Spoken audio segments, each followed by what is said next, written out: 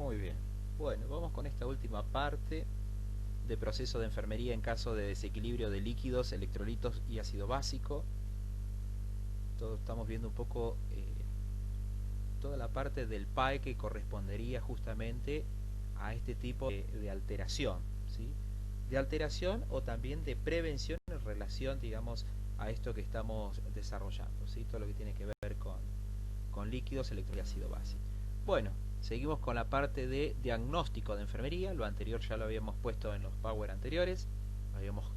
Faltaba desarrollar esta parte. Dice, en el territorio de los equilibrios ácido básico, de líquidos y de electrolitos, es especialmente importante que enfermería, o que la enfermera, así yo puse enfermería como para hacerlo un poquito más general, ¿sí?, esté entrenada y aplique criterios de decisión para formular los diagnósticos.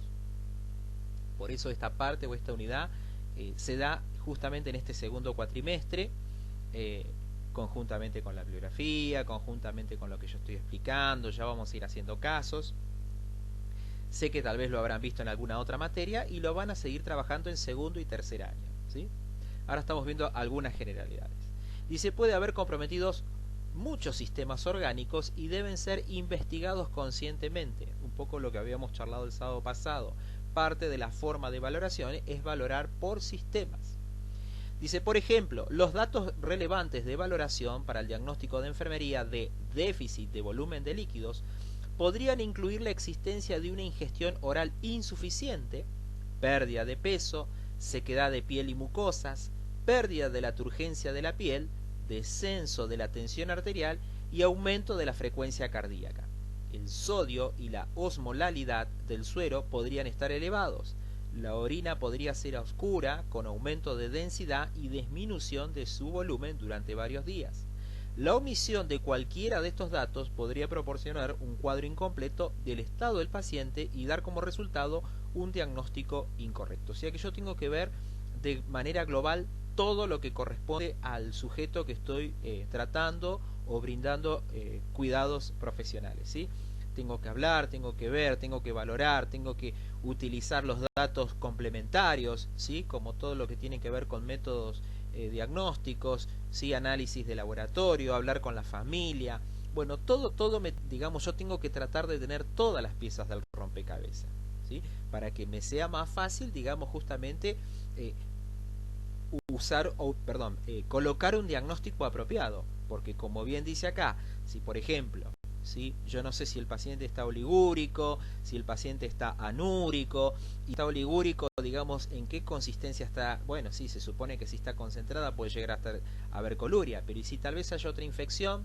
Si yo no direcciono bien, digamos, el interrogatorio, o no valoro adecuadamente, justamente me puede llegar a dar un diagnóstico incorrecto y por lo tanto un tratamiento incorrecto.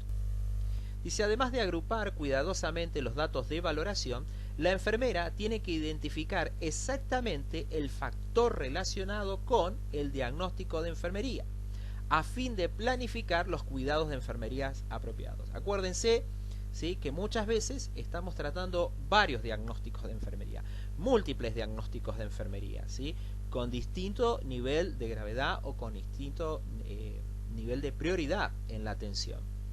Ejemplo, dice, para el diagnóstico citado, déficit de volumen de líquidos, el factor relacionado podría ser la diarrea, podría ser los vómitos o las dificultades de la deglución.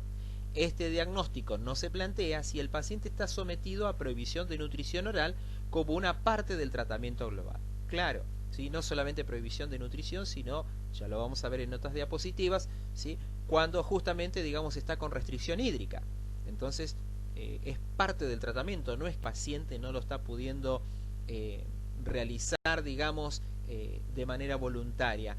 O sea, de manera voluntaria el paciente se está absteniendo de ingerir alimentos o inclusive algunos líquidos porque hay una orden médica, digamos, en relación a otros cuidados, ¿sí? Entonces, eso es lo que está queriendo un poquito explicar. Por eso yo tengo que ver y tengo que tener acceso a la historia clínica, tengo que dialogar en la medida que puedo con el paciente, también con la familia, dialogar con mis colegas, o sea, tengo que tener una visión global de la situación. Diagnósticos de enfermería en alteraciones ácido-básicas de líquidos y electrolitos. Bueno, por ejemplo acá dice alto riesgo o existencia real de un déficit de volumen de líquidos, exceso de volumen de líquidos, ¿sí? Lo contrario, alteración o alto riesgo de alteración de la integridad cutánea, alteración de la integridad de los tejidos, alteración de la mucosa oral, alteración de irrigación de tejidos periféricos, disminución del gasto cardíaco, alteración del intercambio gaseoso, ineficacia del patrón respiratorio, ¿sí? Parte de algunos diagnósticos de enfermería, digamos, donde obviamente que después uno va a tener que desarrollar tratamientos, demasiado decirlo. Vamos a la parte de planificación. Dice, el primer paso de la planificación es establecer prioridades. Hace un rato lo vimos, ustedes ya lo saben, ¿sí? Hablamos muchas veces de que el paciente presenta varias situaciones juntas, entonces yo me tengo que ordenar justamente para cumplir esos objetivos. Dice, muchos diagnósticos de enfermería con este tema suponen respuestas de alta prioridad, porque las consecuencias pueden ser graves e incluso amenazadoras para la vida. Ejemplo, convulsiones, arritmia o coma, ¿sí? Acuérdense que todo lo que tiene que ver con desequilibrio no solamente de líquidos, sino que conjuntamente va a estar intrínsecamente ligado al desequilibrio hidroelectrolítico o el equilibrio electrolítico, ¿sí? Ahí es donde yo tengo el grave problema, ¿sí? Dice, es importante trabajar con la familia, lo dijimos hoy, del paciente para identificar cambios sutiles de conducta derivados de estos desequilibrios, como la ansiedad, la confusión, la irritabilidad, en la forma más oportuna. Claro, ¿quién mejor que el familiar que convive con esa persona, con ese individuo, nos va a poder dar datos, digamos, de respuesta en relación a alteración en la conducta? ¿Por qué? Por ejemplo, acordamos o recordemos, en situaciones de hiponatremia puede haber justamente un estado de excitabilidad, un estado de ansiedad, un estado de euforia, ¿sí? Que no tiene que ver con una patología psiquiátrica o con otro tipo de problema, sino que justamente lo que está faltando es sodio, ¿sí? Dice, se deben tener en cuenta las preferencias y los recursos del enfermo. Ejemplo, si es necesario estimular la ingestión oral, el profesional de enfermería puede incluir las bebidas favoritas, en la medida de lo posible, en la medida si están los recursos, pero digamos, vale citarlo como estrategia, ¿sí? Acuérdense que por eso es que enfermería es multicultural. Dice, se interactúa con el médico para determinar las necesidades de una terapéutica dietética, farmacológica, de líquidos intravenosos o cualquier otra, ¿sí? Interactuamos con el médico, ¿sí? Pero por supuesto que lo que está diciendo el médico tiene que ir conjuntamente con lo que yo sé, ¿sí? Es aplicar el método científico en común. El médico hace medicina, nosotros brindamos cuidados, pero tenemos un mismo hablar en muchas cuestiones, ¿sí? Él hace una cosa, nosotros hacemos otra, pero un lenguaje común donde estamos entendiendo, digamos, cuáles son los perfiles diferentes desde el punto de vista médico y desde el punto de vista de enfermero para realizar, digamos, para mejorar la situación, para prevenir, ¿sí? Para restablecer, bueno, cualquiera sea la situación, ¿sí?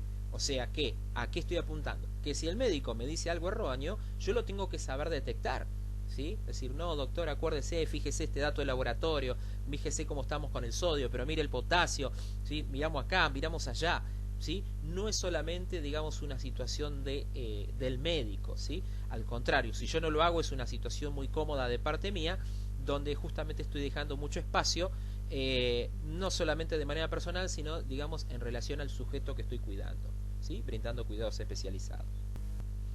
Ejemplo, dice, antes de administrar algún fármaco, acá está un poquito más ejemplificado lo que quería decir. Por más que esté prescripto, debo saber si es sinérgico o antagonista con algún otro medicamento que esté siendo infundido o cómo están esos signos vitales, ¿sí? O etcétera. Claro, si yo le estoy dando un antihipertensivo que lo va a hipotensar y el paciente ya viene hipotenso, bueno, a ver, ¿qué estoy dando? ¿Qué unidad estoy dando? ¿Será mucho? ¿Será poco? Por eso ustedes van a estudiar farmacología. No solamente principios básicos, sino que van a profundizar en estos conocimientos, ¿sí? Es sinérgico, no, pero bueno, va a deprimir, ya está con una debilidad respiratoria, ya está bradipneico. Si yo le doy esta medicación, o tengo que tener cuidado con este analgésico, porque justamente me sinergiza y me deprime más todo lo que tiene que ver con el centro respiratorio y puede hacer que el paciente haga una parada cardiorrespiratoria, ¿sí? Entonces, tengo que estar al tanto de un montón de situaciones, ¿sí? Por eso tengo que tener una visión global, una visión científica de lo que yo estoy realizando. El plan debe ser individual de acuerdo al estado crónico o agudo de líquidos electrolitos y equilibrio ácido básico. ¿Qué significa esto? Que por más que tengan mismos diagnósticos 3 o 4 pacientes, cada paciente se trata de manera individual, porque puede haber algunas comorbilidades, quiere decir algunas situaciones que se asocian a algunas enfermedades subyacentes o no, o las edades, o los alimentos, la dieta, o sea, hay un montón de otros factores que por más que tengan la misma edad, compartan el mismo género y el mismo diagnóstico, se tratan de manera individual. Eso lo tengo que tener súper claro, ¿sí? Muy bien.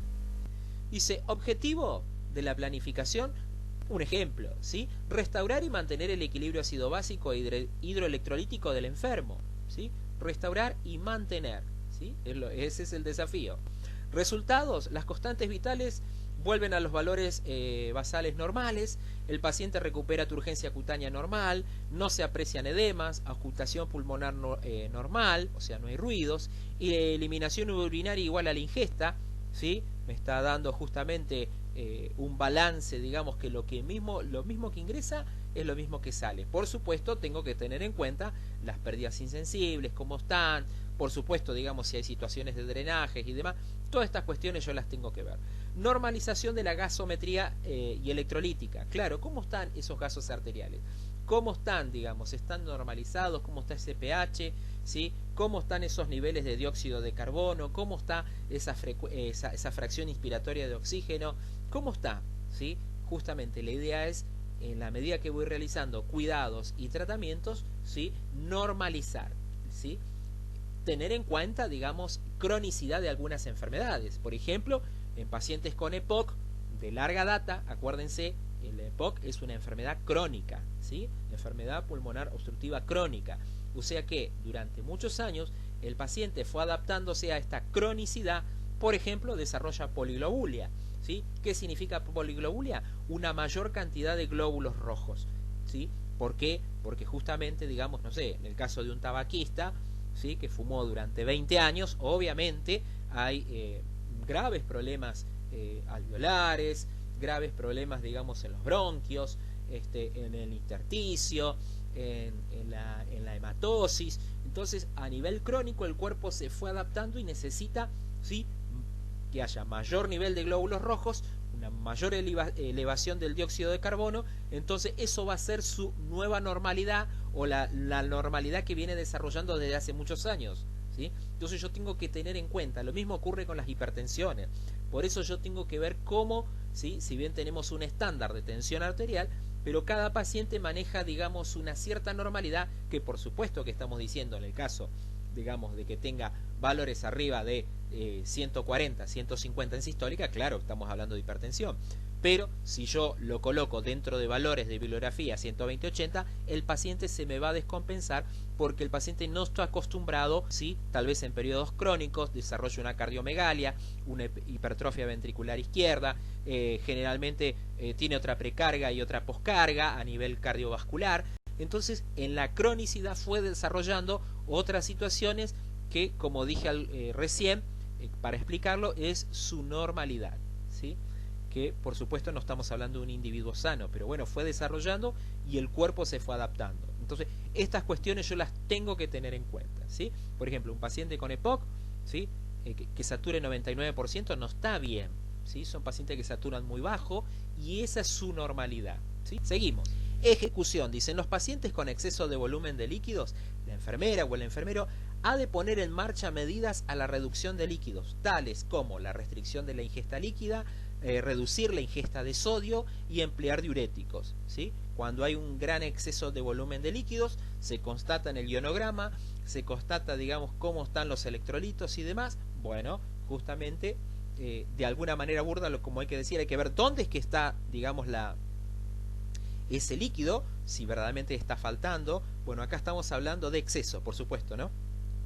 Pero a veces no está dentro de la célula, a veces está en el extravascular, ¿sí? Entonces, bueno, hay que justamente por eso estuvieron viendo un poquito conmigo y ya vieron con otras materias, todo lo que tiene que ver con diferencias de presión, presión osmótica, presión oncótica, justamente algunos tipos de ósmosis que necesitan energía, ATP, justamente cuando hay que pasar algunos solutos. Bueno, no me quiero detener en eso, pero justamente tiene que ver con esto, ¿sí? A veces el paciente está edematizado, pero el líquido no está donde debería estar. Dice, cuando el paciente presenta un desequilibrio electrolítico, la enfermera facilita una dieta apropiada y administra los suplementos que se prescriban. Esto es siempre, ¿sí? Somos lo que comemos. O sea que el paciente, ¿sí? Si digamos tenía una dieta inapropiada para esta situación, ahora va a tener una dieta apropiada, ¿sí? Por supuesto que vamos a dialogar, por supuesto que vamos a tratar de justamente de optimizar algunos gustos en la medida que se puedan, ¿sí? Hay situaciones que tal vez ya no van a estar metidas en la dieta del paciente. Tenemos una nueva dieta terapéutica y por supuesto que el paciente es dueño, digamos, de decidir obedecer o no en relación a su propia recuperación. Tiene que ver con principios éticos. En pacientes con alteración ácido básico, la enfermera ha de iniciar medidas como la reducción de la ansiedad, ¿sí? Mejorar la función pulmonar, controlando la pérdida del contenido gastrointestinal o garantizando el control de trastornos como la diabetes o la insuficiencia renal. ¿Cómo trato la ansiedad? Bueno, sí, con el diálogo terapéutico, conjuntamente voy trabajando la postura, que se siente, que se tranquilice, voy buscando que el entorno, digamos, no sea demasiado bullicioso, voy tratando de, dentro de la situación que tal vez pueda ser una urgencia y se pueda volcar hacia una emergencia, hay que ir aprendiendo a manejar un cierto control. Ya acerqué el carro de paro, ya avisé a mi compañero, el médico ya sabe, pero yo estoy trabajando porque tenemos varios pacientes adentro del hospital. No es solamente la atención personalizada a un solo paciente con este tipo de desequilibrio. Entonces, ¿sí? Tengo que justamente planificar cada acción, ¿sí? Muy bien. Y lo mismo con el resto, ¿sí? Bueno, todo lo que tiene que ver con una diabetes descontrolada, ¿sí? Vamos a ir viendo qué es lo que indica el médico, vamos haciendo controles de glucemia, seguramente habrá que hacer un electrocardiograma. Bueno, vamos viendo cómo está esta situación, ¿sí? Si está orinando, si no está orinando, vamos a ver qué nos marca laboratorio, digamos, respecto a densidad urinaria, cómo está ese pH, insuficiencia renal, digamos, qué es lo que sale a nivel, acá tiene que ver un poco justamente todo esto que estamos viendo de equilibrio de líquidos, electrolitos y ácido básico, también se lo denomina medio interno, ustedes ya lo recuerdan, ¿sí? ¿Cómo están funcionando esos riñones? ¿Cuál es el trastorno que tiene esos riñones? ¿Por qué no están funcionando adecuadamente? ¿Sí? Acuérdense que tienen una total inferencia dentro, digamos, de lo metabólico, ¿sí? Tanto como alcalosis como acidosis. ¿Está pudiendo eliminar, digamos, esos ácidos? ¿No lo está pudiendo hacer? ¿Cuál es el problema? Toda esa situación, digamos, yo tengo que estar ahí justamente teniendo esta valoración global. Dice, el peso y la cuantificación del aporte y de las eliminaciones a diario son, el peso y la cuantificación del aporte y de las eliminaciones a diario son dos actuaciones necesarias dentro de las medidas específicas de ejecución para aumentar o reducir el volumen líquido. Claro, cuando tenemos justamente pacientes con edema, con insuficiencia renal, es necesario pesarlo todos los días, ¿sí? ¿Por qué? Porque necesito un balance estricto de ingresos y de egresos, ¿sí? Dice, el registro del aporte y de las eliminaciones proporciona información adicional sobre el equilibrio líquido. Es importante la cuantificación y no estimar aportes y las eliminaciones, ¿sí? En el caso que el paciente, por ejemplo, tenga una sonda vesical, bueno, es mucho más fácil, pero si no lo tiene, bueno, va a necesitar un brocal. ¿Qué es un brocal? Es como una pipeta grande que tiene como una regla numérica, ¿sí? Donde yo voy a cuantificar de manera exacta y voy a visibilizar cómo está esa eliminación urinaria. Con el tema de la materia fecal, bueno, es un poquito más dificultoso, puede ser, digamos, que a veces lo hagan una chata, ¿sí? O si lo hacen en inodoro, le decimos al paciente muchas veces que no apriete el botón, ¿sí? Que nosotros necesitamos valorar, digamos, ¿sí? Si hay sangre oculta, si es diarreica, qué características tiene esa materia fecal, también nos va a dar un dato importante, ¿sí? Si es en gran cantidad, cuántas deposiciones tiene. Bueno, ahí cuesta un poquito más, pero lo ideal es cuanto más preciso soy, mejor. Dice, la reposición podrá ser por vía enteral, por sonda nasogástrica, por vía parenteral, ¿sí? El paciente lo puede por vía oral, si tiene por sonda nasogástrica, justamente va directamente, digamos, a tracto digestivo, o por vía intravenosa también. Muy bien. Dice, las actuaciones de enfermería dirigidas a facilitar el equilibrio ácido-básico se desarrollan como apoyo al tratamiento prescripto por el médico. Hay justamente un acompañamiento muy importante de la parte médica, ¿sí? Entonces trabajamos conjuntamente en esta situación. La enfermera debe comprobar frecuentemente el funcionamiento intravenoso por correcciones rápidas, ya que estas alteraciones pueden ser amenazadoras para la vida. Exacto. En este tipo de pacientes, obviamente ya tiene un acceso endovenoso, perdón, el otro es intravenoso, endovenoso, y bueno, debo corroborar de que haya una cierta permeabilidad, de que no se desarrolle flebitis, que no esté colocada en algún pliegue donde justamente, digamos, como en fosa antecubital, donde justamente el paciente flexiona su brazo y bueno, deja justamente de infundir de la manera correcta la reposición electrolítica. ¿Sí? Son importantes también las actuaciones de enfermería para movilizar secreciones pulmonares y promover la expansión pulmonar. Exactamente, no solamente es una función del kinesiólogo, sino que nosotros también debemos aprender, ya lo van a aprender ustedes, algunos tipos de movimientos que se realizan, vibraciones, la mejor posición ortopneica, ¿sí? Por ahí algunos pequeños golpes o masajes en zona dorsal, obviamente aplicados de manera científica, ¿sí? Entonces ya lo van a ir aprendiendo, ¿sí? Justamente para que el paciente pueda aflojar esa mucosidad, tengo que ver si tiene, digamos, la musculatura como para expectorar, si no voy a tener que utilizar a través de un sistema de aspiración central o portátil, aspirar esas secreciones que me van a facilitar toda la parte ventilatoria del paciente. ¿Se entiende? ¿Sí? Entonces, justamente cuando yo saco esas secreciones, sangre, moco, todo lo que sea que esté obstruyendo la vía aérea, puntualmente la superior, la inferior no voy a poder llegar, pero sí voy a poder facilitar drenaje, por ejemplo a través de una posición Fowler, semi-Fowler u ortopneica. Bueno, gasometría arterial. Dice, se requiere sangre arterial para valorar la situación ácido-básica y la idoneidad de la ventilación y la oxigenación. Esto es así llanamente, ¿sí? La sangre venosa justamente, digamos, no me sirve en la totalidad, me va a dar otros valores. Lo que yo necesito es central, lo que yo necesito es arteria para saber cómo está esa gasometría. Dice, acá tenemos puntualmente, digamos, en nuestro país no está permitido, digamos, o la ley 24.004 no habla de que nosotros podemos punzar arteria, si bien muchos enfermeros y enfermeras lo hacen, ¿sí? Y a veces hasta mejor, pero bueno, la ley no nos ampara en esta situación, ¿sí? Lo hace el médico. Vuelvo a decir, aunque muchas veces enfermeros con una cierta capacidad y demás, o sea, hay muchas cosas que se tienen que ir renovando, algunas provincias lo han hecho, digamos, con leyes provinciales respecto a licenciatura y demás, ¿sí? Pero nosotros no hacemos punción arterial, sino hacemos punción venosa sobre los vasos venosos. Entonces, ¿pero qué es lo que compete a nosotros? Digamos esto, la compresión del sitio de punción por aproximadamente 5 minutos reduce el riesgo de hematoma. Acuérdense que la arteria va pegado al hueso, es justamente, digamos, un vaso muy interno que puede llegar a desarrollar hematomas importantes. Después el paciente lo tengo con fiebre, el paciente lo tengo con dolor, porque no se hizo la hemostasia adecuada, ¿sí? Durante un cierto tiempo presionando sobre ese lugar de punción, ¿sí? No voy a ver el sangrado como se observa a nivel venoso, porque justamente está muy adentro la arteria, vuelvo a decir, generalmente va pegada al hueso. Entonces es esto, hay que hacer una buena compresión. ¿Por qué? Porque acuérdense que a veces tenemos pacientes que están anticoagulados, ¿sí? Entonces todo lo que tenga que ver con factores intrínsecos de plaqueta y demás va a demorar un poco más en coagular y hacer justamente el coágulo, por decir en sí mismo, interno, que ya va a ser, digamos, de que esa arteria no sangre más. Dice, se debe trabajar la educación, ¿sí? Tanto en los pacientes y los cuidadores para conocer los factores de riesgo. Siempre estamos trabajando todo lo que tiene que ver con promoción, con prevención. Un ejemplo de esto, así digo rápido, ahora habla un poquito más abajo de la dieta.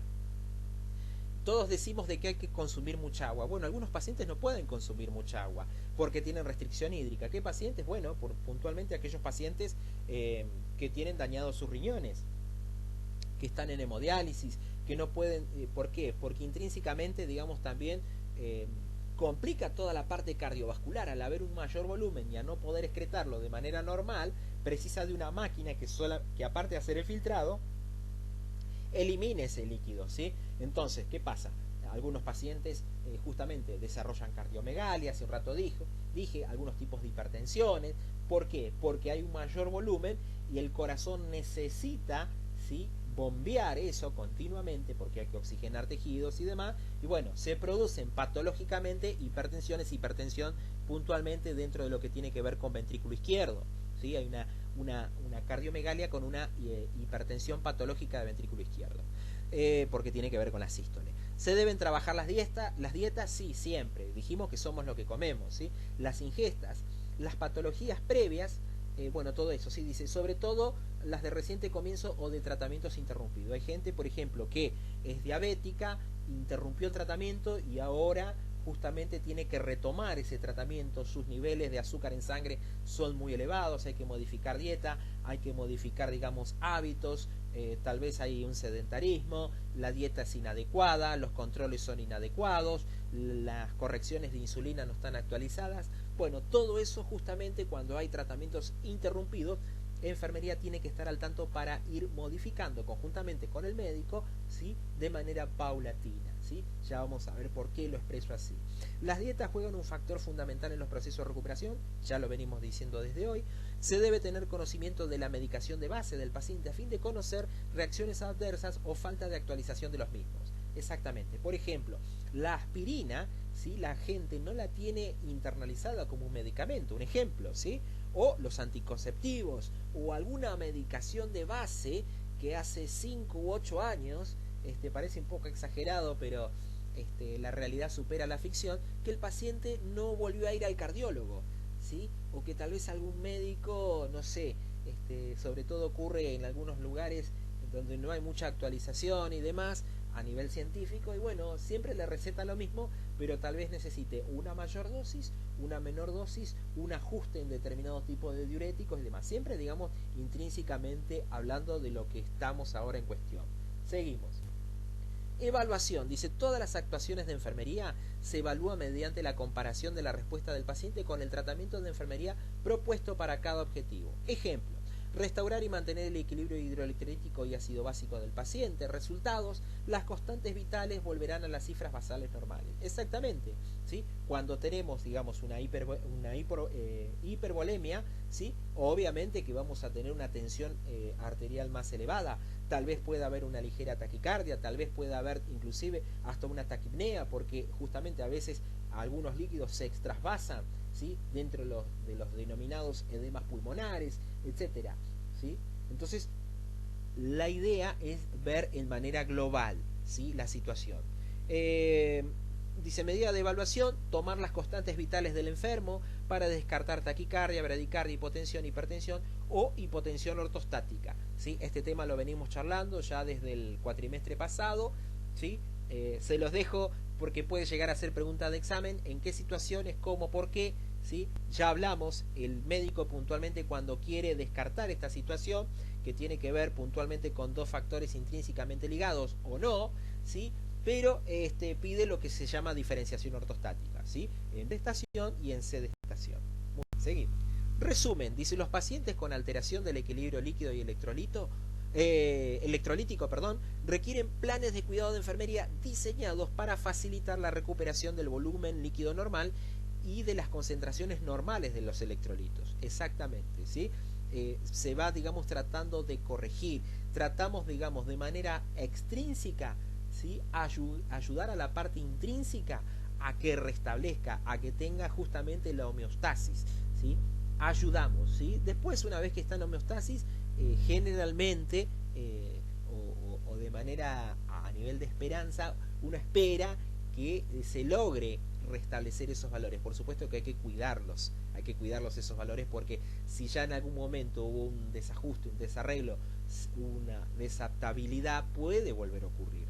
Entonces, la enfermera restablece el equilibrio líquido mediante la reposición oral, la administración de líquidos o por vía intravenosa, ¿sí? Todas estas maneras es donde nosotros tenemos factores interdependientes, ¿sí?, o dependientes muchas veces, ¿sí?, dependientes de órdenes médicas.